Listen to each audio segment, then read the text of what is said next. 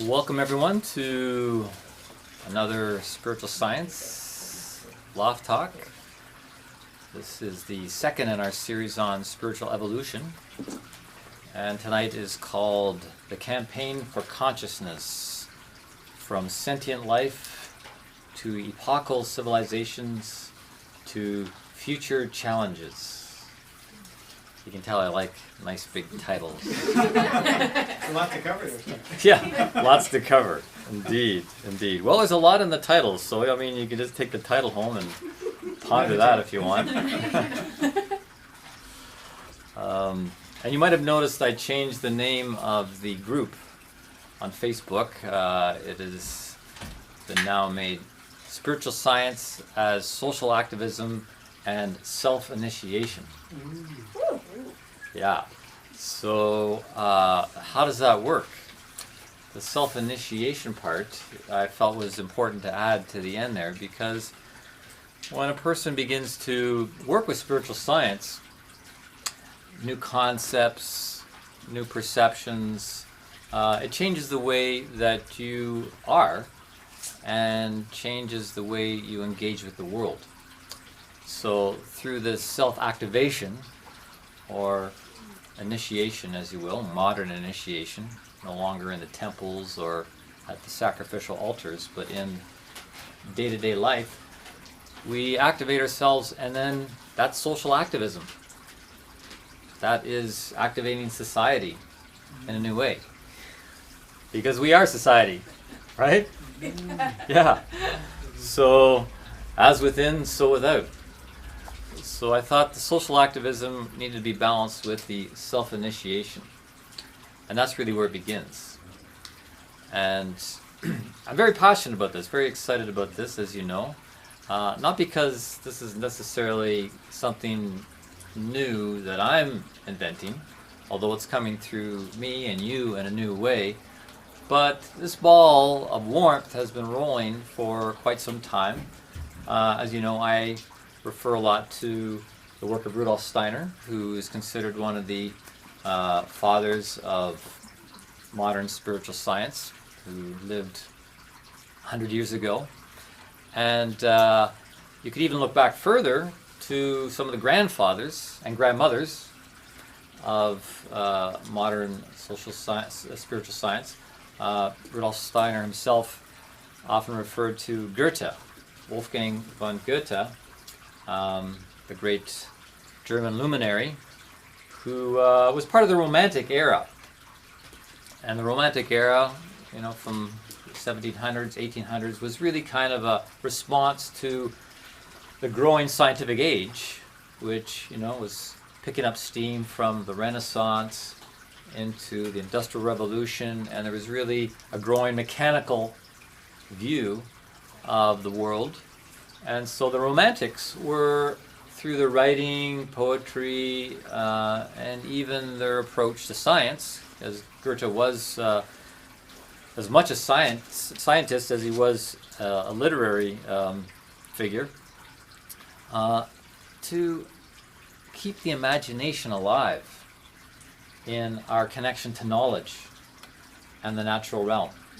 So thus we have all sorts of romantic writings about the natural world to keep humanity connected to the spirit behind the natural world. And that really is a key part of what spiritual science is to do, to allow the human to stay connected to their own spirit, and thereby being able to connect with the spirit in the world.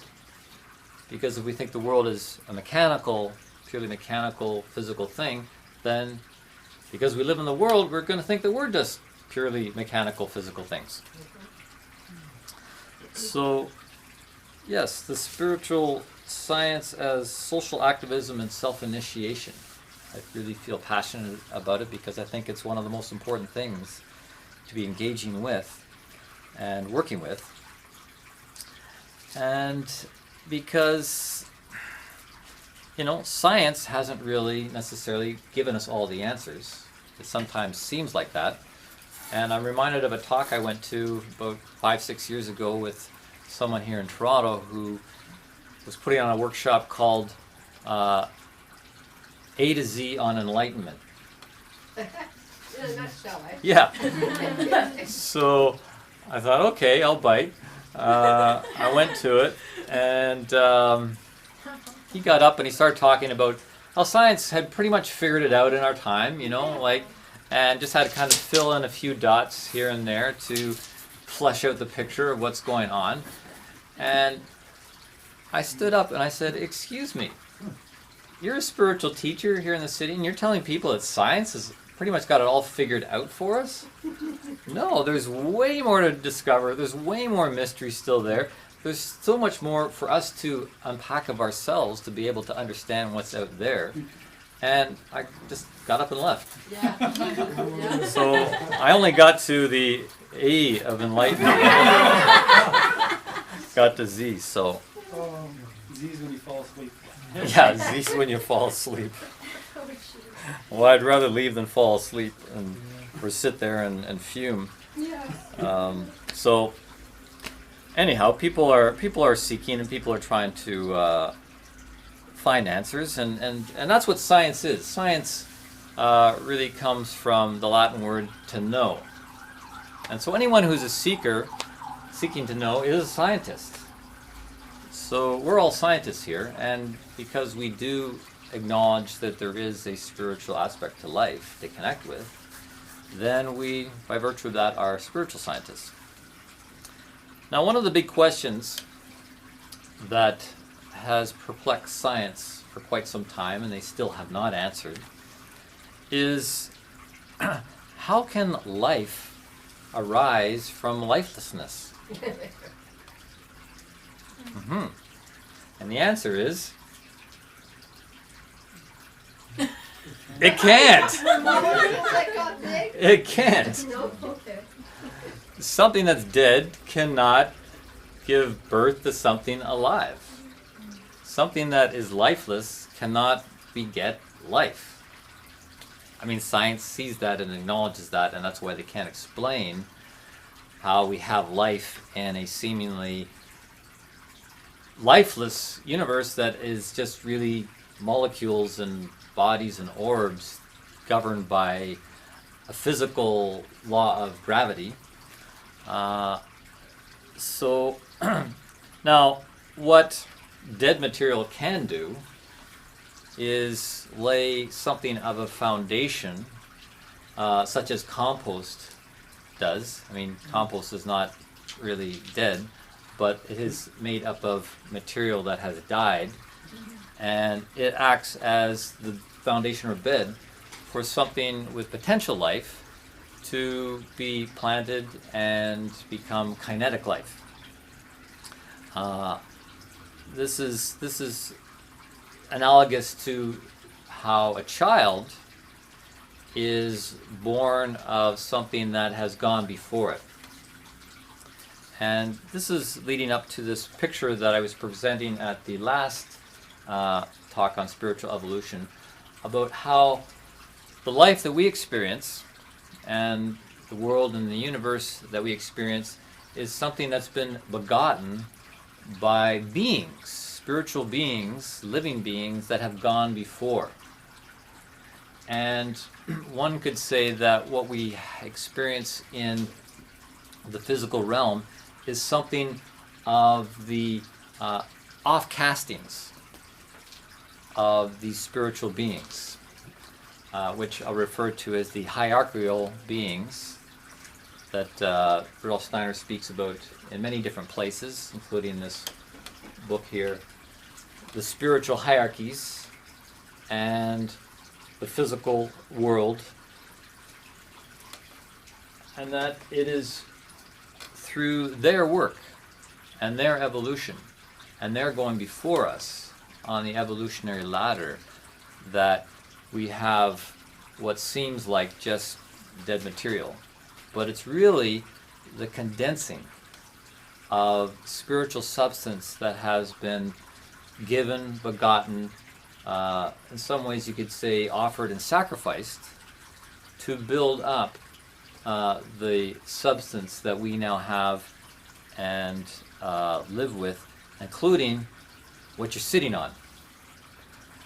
and including what you're sitting with, your physical body on the chair that you're sitting in, is made up of hierarchical beings, you could say higher beings, that have been evolving before us the way a parent has evolved before its children. And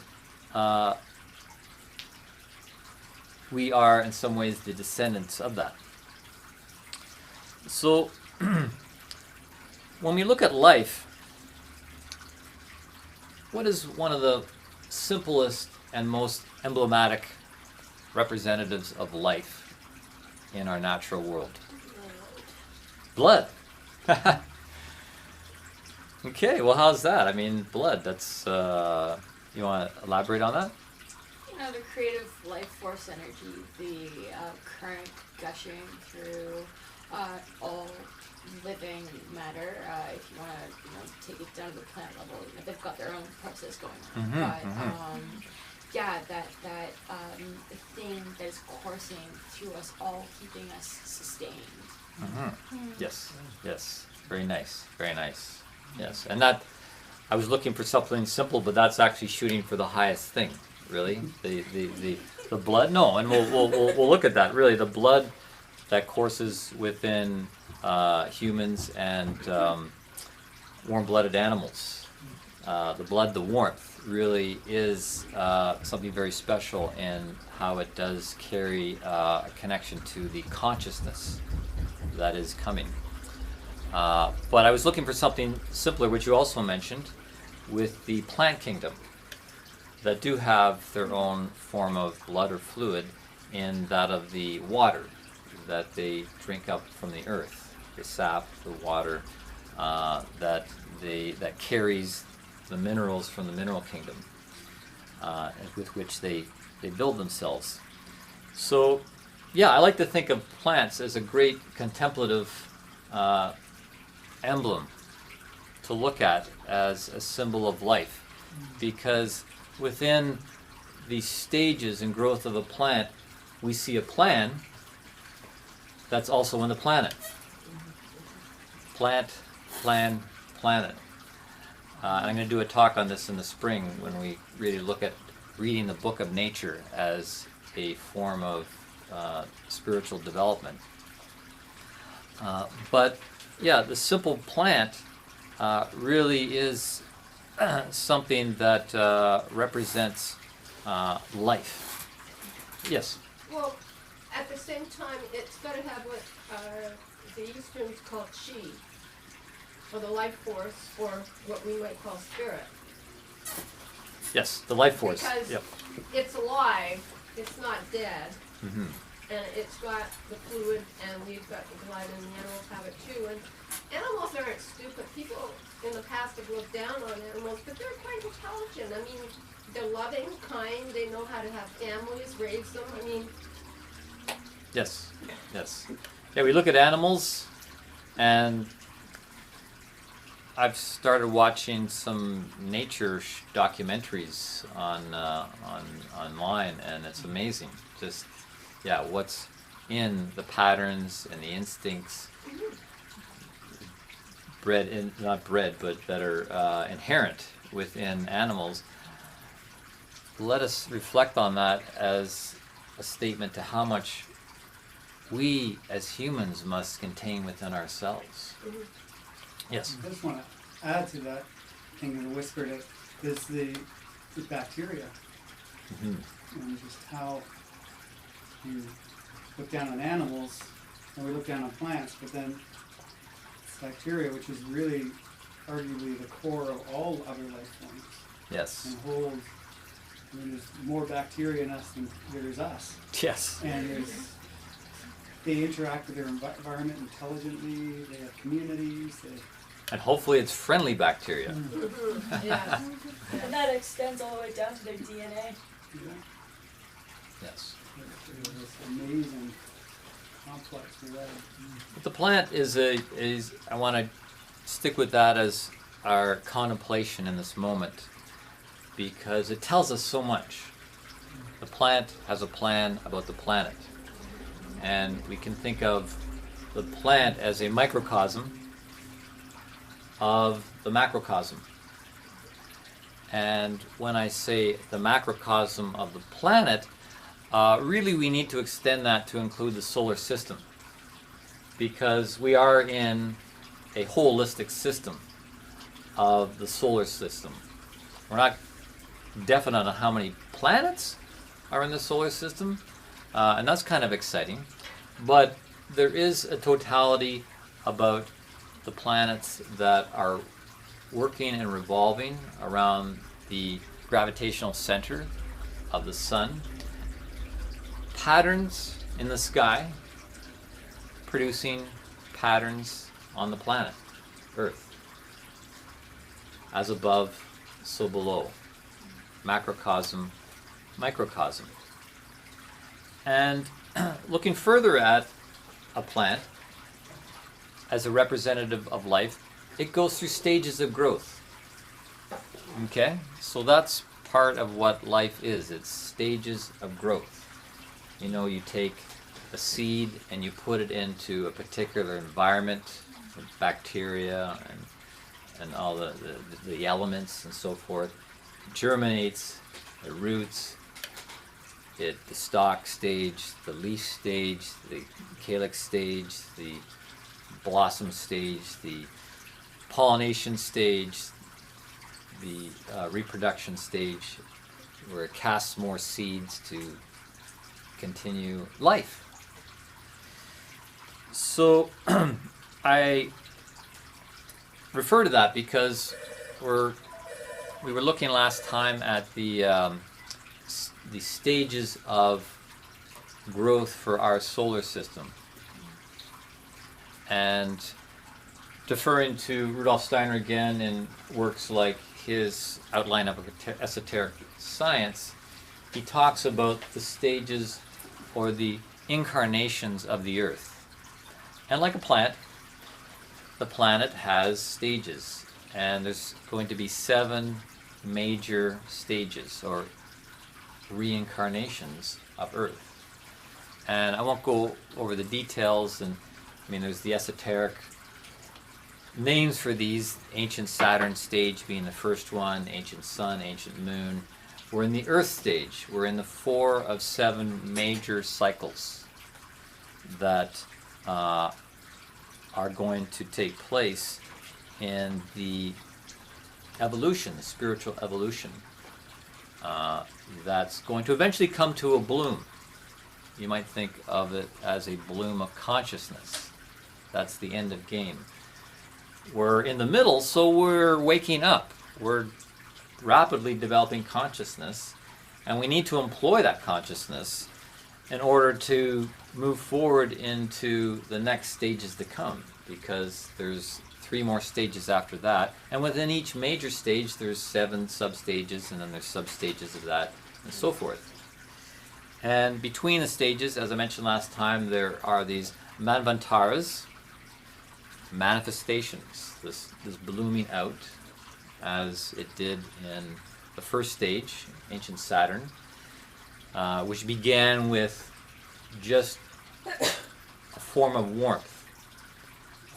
Nothing like we know these days. It wouldn't be like the warmth of fire or the candle or whatnot. That was the warmth of the spiritual beings, the spiritual hierarchies that invested their substance into a great mass of very rarefied, or you might say etherized warmth, which science doesn't recognize ether, but spiritual science does. It's something that's not measurable. It's, you might say, a higher octave of warmth.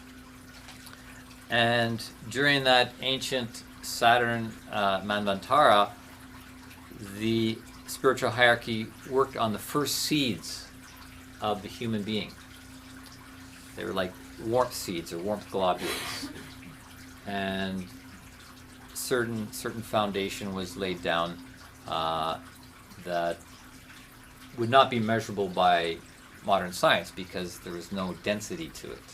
There was nothing of a fossil record or whatnot. So at the end of the ancient Saturn stage, then there was a pralaya. Pralaya is withdrawal, just like in autumn and winter there's a recess and a rest. And then another Manvantara, that a blooming out of the second stage, the ancient sun stage. And what happened during between the first stage and the second stage was that some of those seeds or eggs of the human being in the first stage did not progress on to the second stage, and they became actually the foundation of the animal world.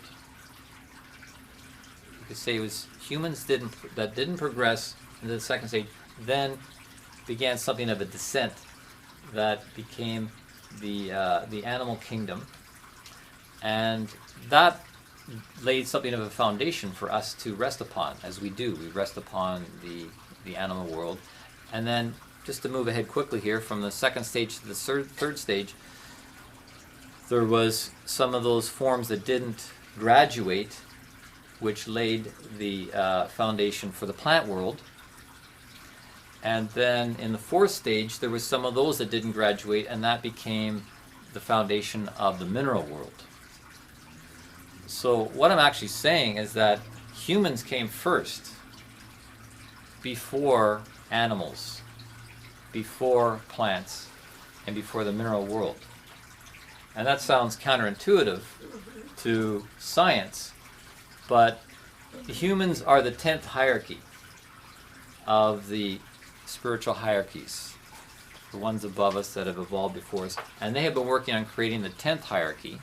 But not everybody in the 10th hierarchy has graduated from class to class to class, and that led to also a downward progression that laid the foundation of the animal world and the plant world and the mineral world.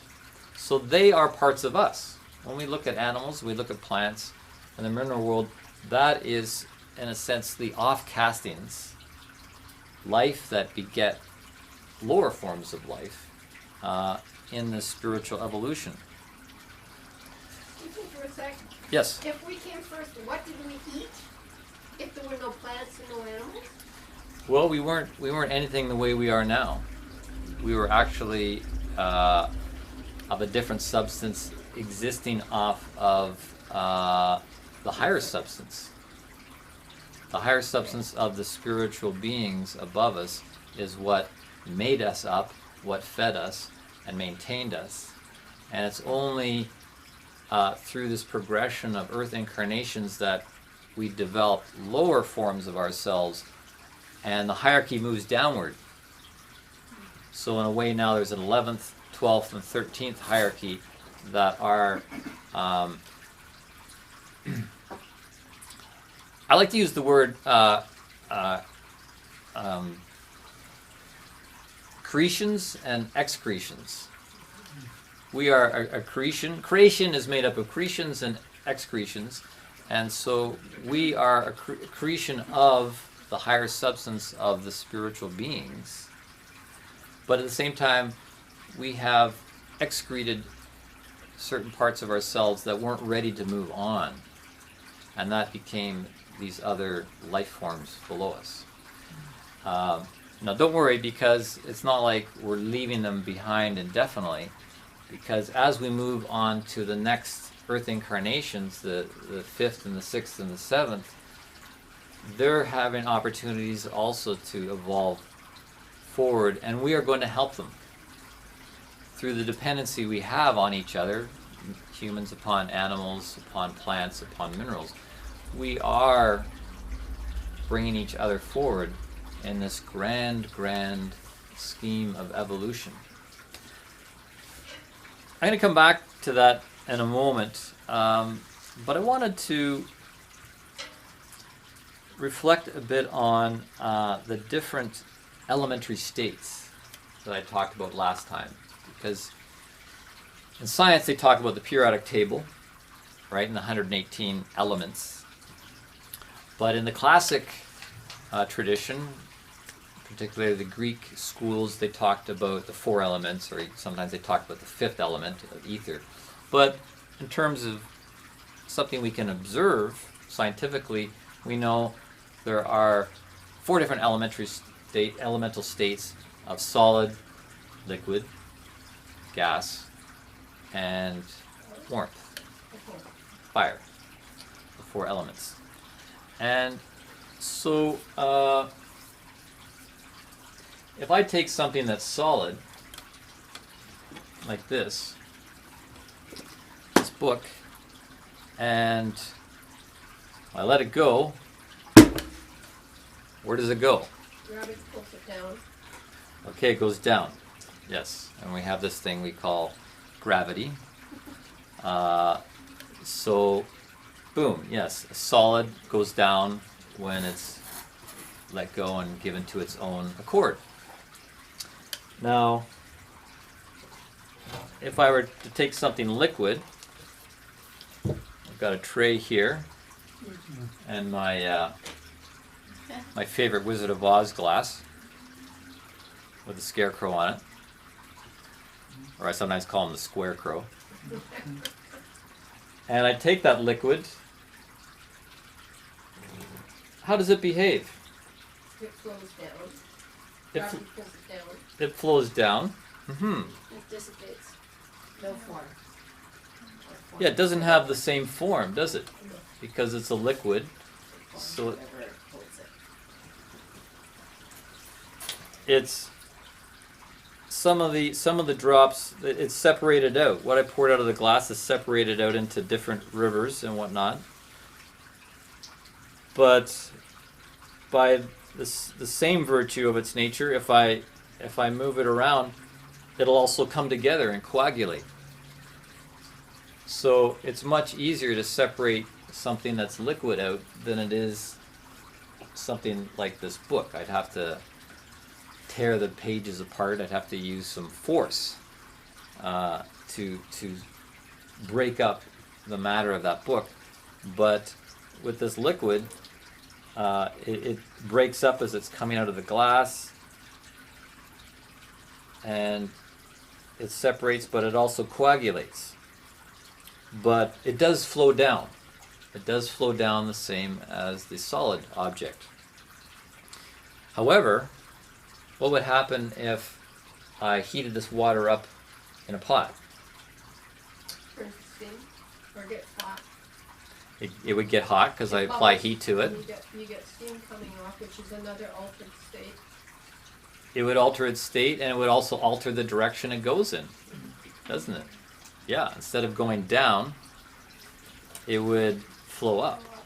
Yes. So liquid has that sort of thing to it. And it can be a solid too when it freezes. Right. It Or can. can evaporate into nothingness.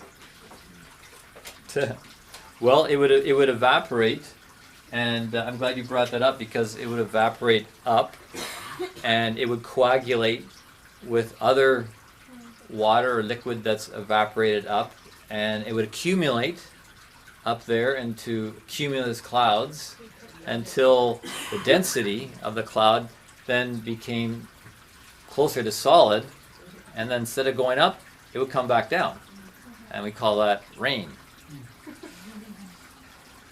So, yes, it's very. I've truly enjoyed contemplating the elements, the elemental states, to learn a lot about nature, but also about other things, as we'll see in a moment. Now, does anybody mind if I burn some incense for just a few moments? I'm not going to keep it burning long, but I want to demonstrate something that is of a gaseous nature, or smoky nature, right? Because smoke is all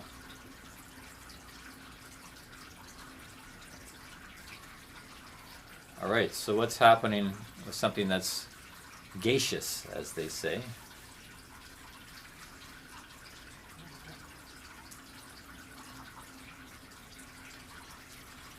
Can you see it okay? Almost. Yeah. Mm-hmm. Where's it going? Up and around and Mm-hmm. dissipates. Small spread out. And permeating into everything in its environment. Invisible almost. Mm-hmm. It diffuses. It doesn't go up or down. It kind of goes up. Yeah. So, Well, it goes up.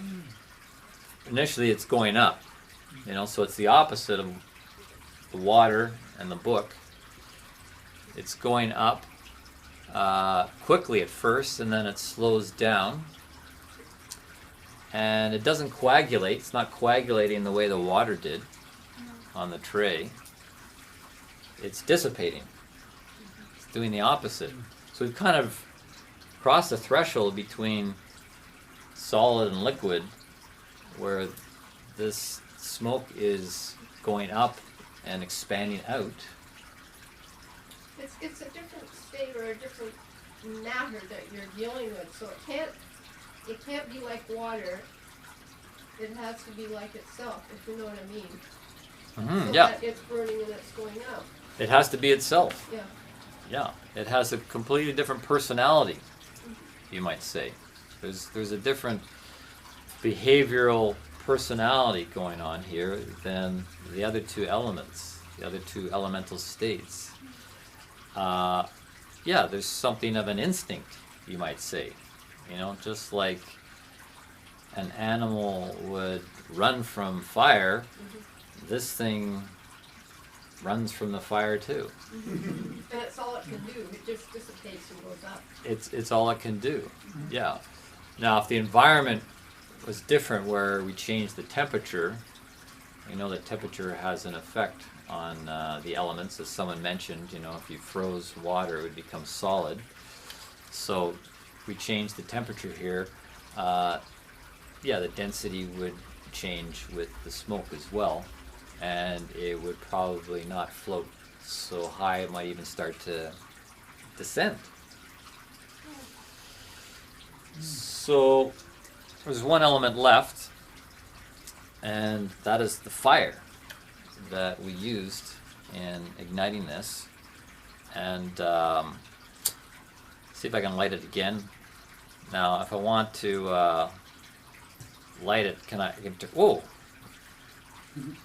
Trying to bring that fire down, but whoa! It doesn't seem to want to.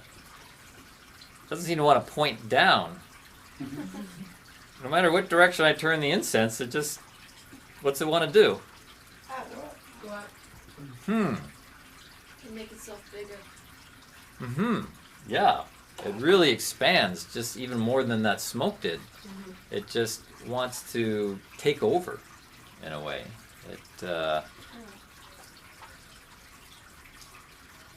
Yeah, so it's not subject to gravity the way the solid book is, or the water. What is the opposite of gravity? Anti-gravity. Levity. Anti-gravity or levity. Yes, we could use either. Yes, this force of levity, which is really not considered a scientific principle in the scientific world. They're all about gravity and stuff, but Science just trying to keep us down, man. that's it. They're not into levity because they're trying to keep us down. Oh, that's brilliant. We got to do something with that. Yeah. Some heavy dudes.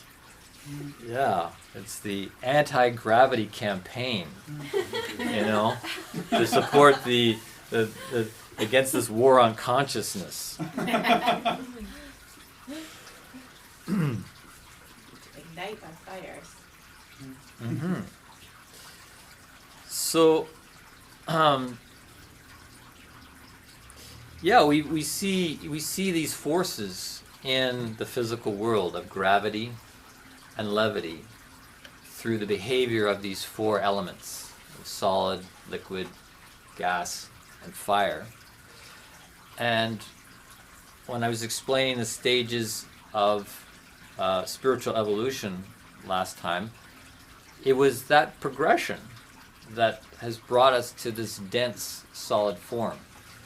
In the ancient Saturn stage, it was just warmth, and we were warmth globules, the substance of the spiritual beings. And then in the second stage, the ancient Sun period, there was the introduction of something that was more of a gas nature, and our nature became a reflection of that, and then there was light, and the solar system began to condense, because initially the solar system was one great warmth ball that extended as far as the orbit of Saturn, and then Saturn broke off, and Jupiter, which are the great gas planets, and then eventually the other planets. Through this condensing, so we got the gas planets, we've got the solid planets, we've got the sun, which is the fire planet, and then we've got Earth, which is really a composite of them all, but we have water here, which is what a plant needs to have life. It's like the blood, right? That eventually turned into blood in human beings.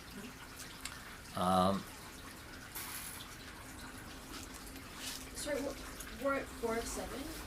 There's Saturn, the Sun, and Then the ancient moon period is the third of the 7, and now we're in the fourth, which is the densest. what did the ancient moon know? Well, that's actually when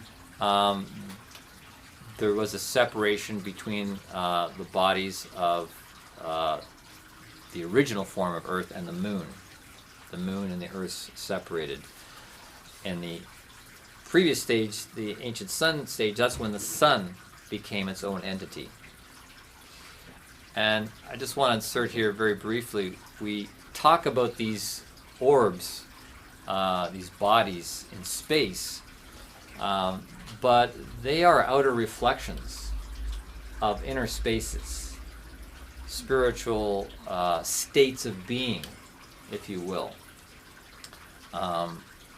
We look at them out there, but they are states of being that we can connect to, and we will connect to when we die.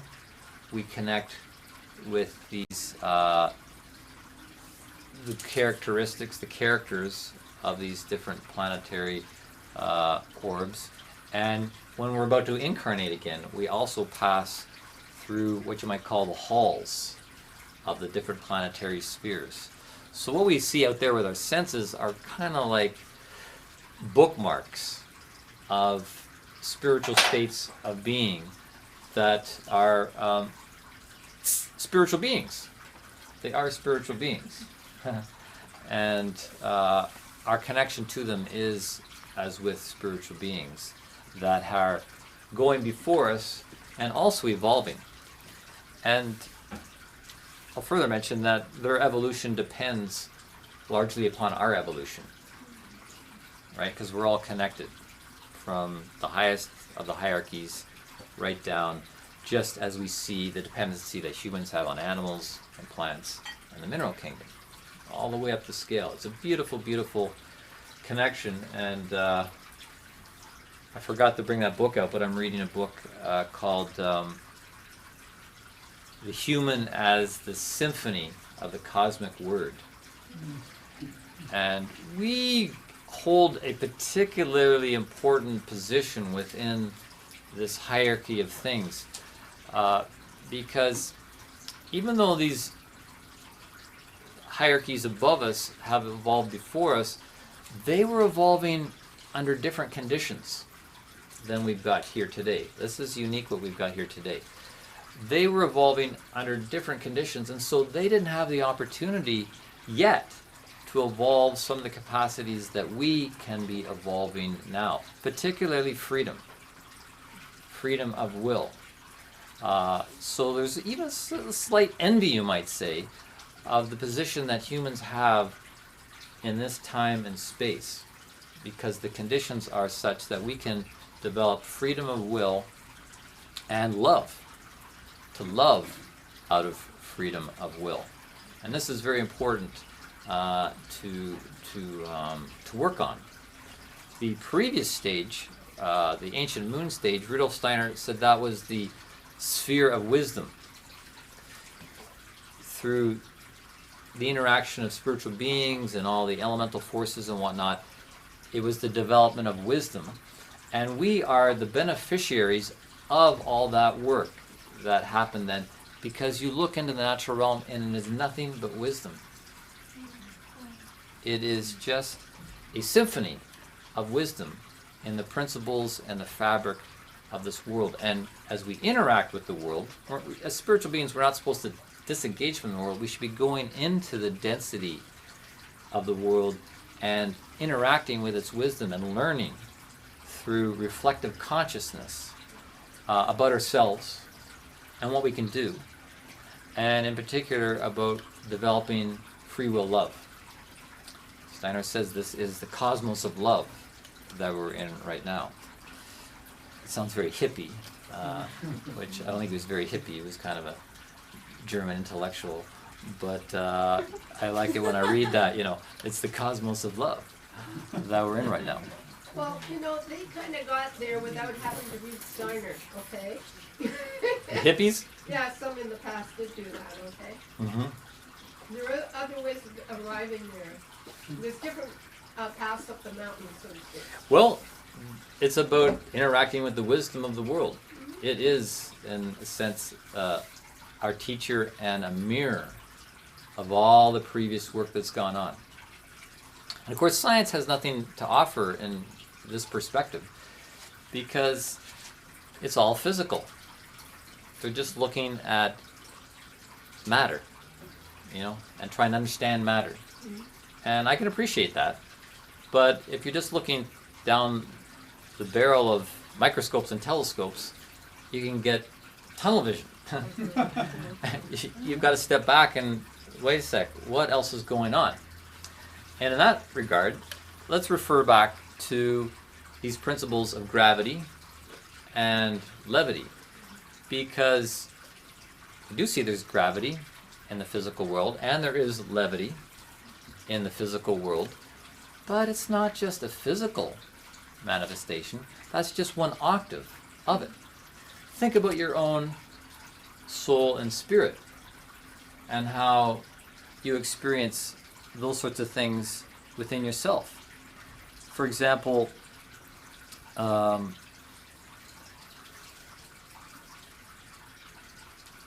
psychologists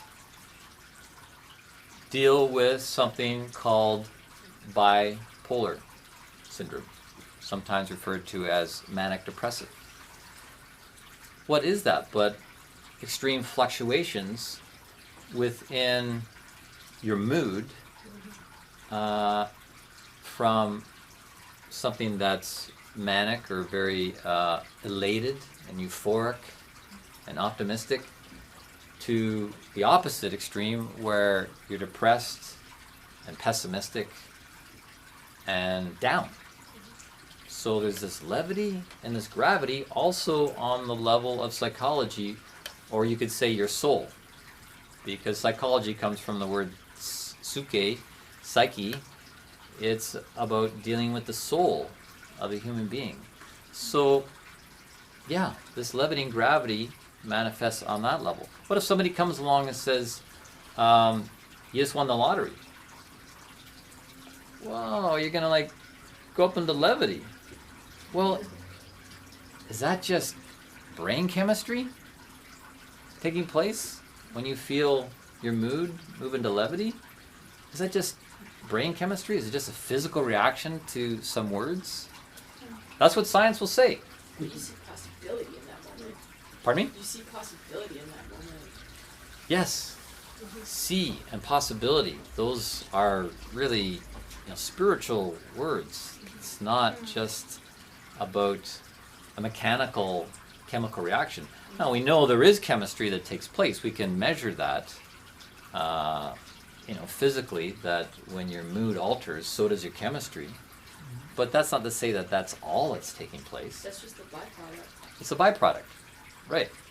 Because the brain and the chemistry is an interface between your inner world and the outer world. So of course, all the little circuits and chemical transmitters are operating when you're having a change in your mood, so you can interface with the physical world. But this is an inner experience. This is a spiritual experience. If somebody comes along and tells you that you're being fired from your job because you're not performing well enough, there's going to be this sense of gravity. But it's not a physical gravity.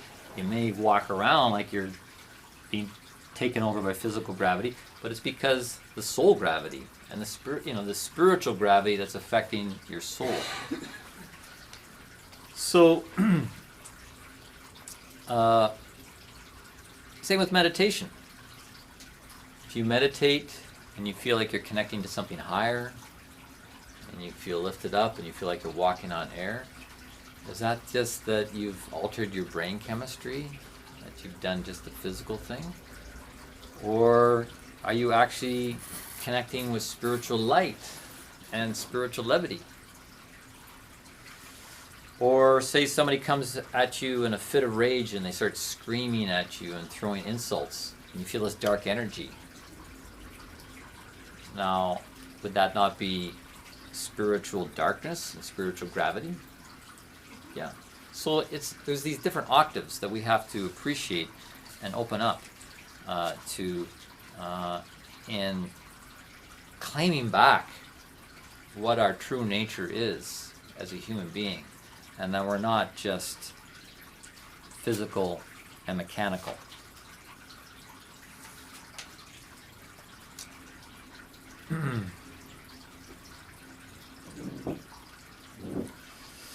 So, yeah, within this this unfolding of creation, it's also important to, as we talk of gravity and levity, we're talking about dualism. We're talking about a dualistic dynamic, because we live in a realm of paired opposites that are all interweaving. So things go up, things go down, things go out, things go in. But duality produces diversity. And this is very empowering to us when we learn to work with duality. Duality produces diversity.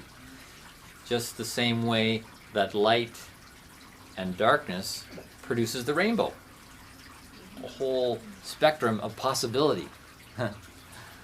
When you start to bring these opposites together, it's light hitting darkness and darkness impeding light that produces color.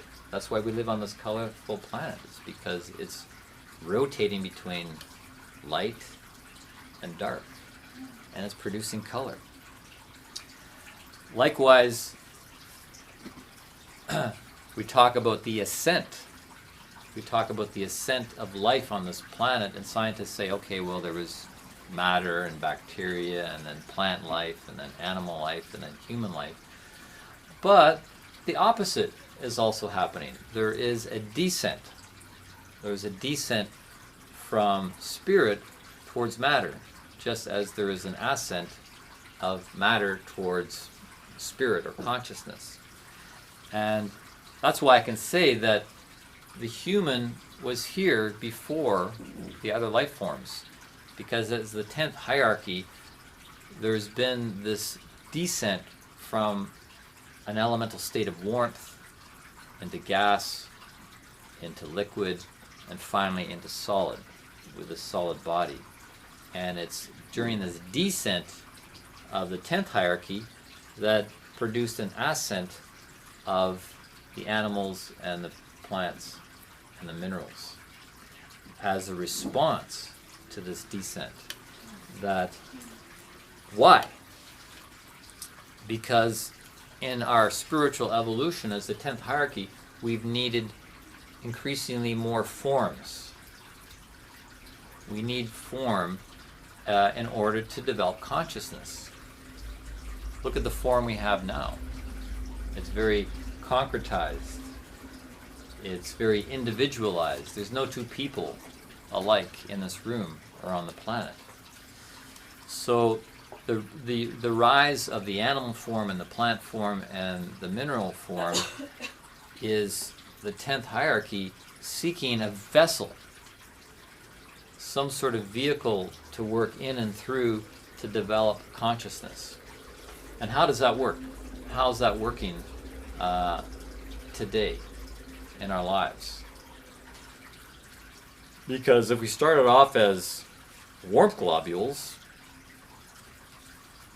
all kind of amorphous and interweaving together, and then into gas and into liquid and into solid,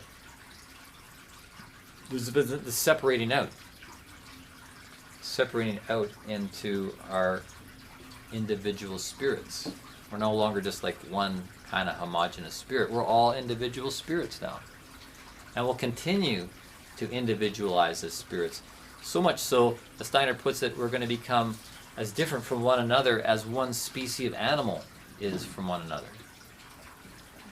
I always think of that cafe in Star Wars on that planet with Jabba the Hutt, and they go on like all these really weird-looking creatures.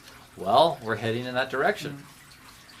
He also says, depending on your morality, that's going to determine the figure of your form. So, you know, if you're messed up, you're going to be kind of twisted looking. If you're, you know, on track, you're going to be more whole looking. That's what's coming into the future. That's why we're looking now at the challenges of the future, because we're taking up our own evolution as individuals.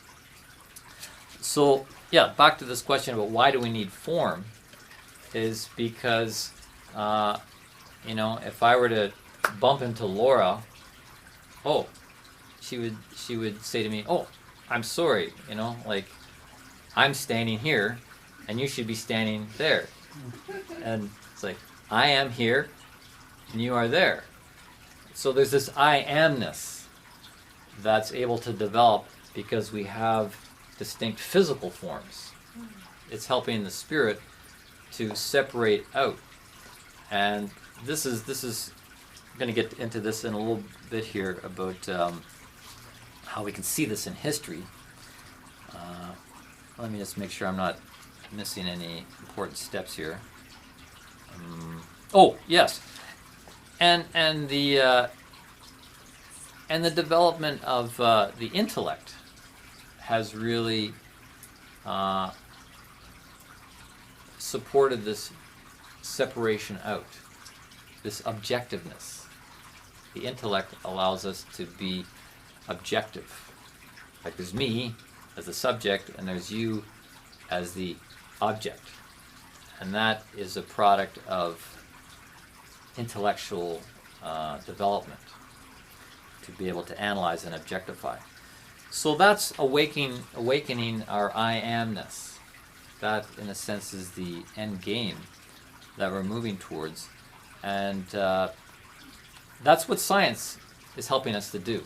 Science is helping the development of our intellectual thinking, and we need to embrace that aspect of science and scientific methodology to develop this intellect that has come on board more recently than the other capacities we've had in the past, such as the clairvoyance. We were all really more in a kind of dreamy clairvoyant state in earlier epochs of spiritual evolution, and this new thing of the intellect is dampening down the clairvoyance. We actually lost the clairvoyance because of the rise of thinking.